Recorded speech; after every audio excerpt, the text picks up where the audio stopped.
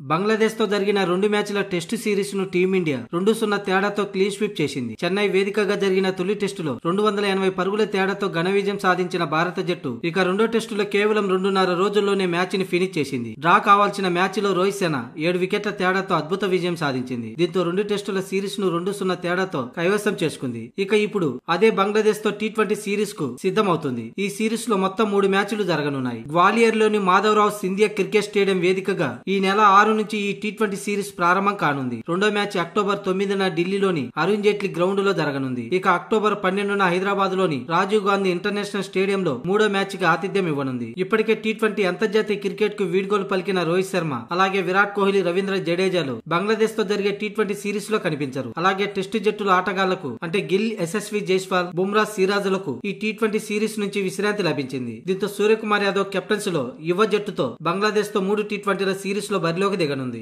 ఇందుకు సంబంధించిన స్క్వాడ్ ను కూడా బీసీసీఐ ఇప్పటికే విడుదల చేసిన విషయం తెలిసిందే. 6, 9, 12వ తేదీలలో జరిగే ఈ టీ20 సిరీస్ రాత్రి 7 గంటల సమయాల్లో మ్యాచ్ ప్రారంభమవుతుంది. ఇక ఈ మ్యాచ్లను టీవీలో స్పోర్ట్స్ 18 అలాగే డిడి స్పోర్ట్స్ లలో ఈ మ్యాచ్లను ప్రత్యక్షంగా వీక్షించవచ్చు. అలాగే డిజిటల్ ప్లాట్ఫామ్ లో ఈ మ్యాచ్ల్ని జియో సినిమాలో ఫ్రీగా చూడవచ్చు.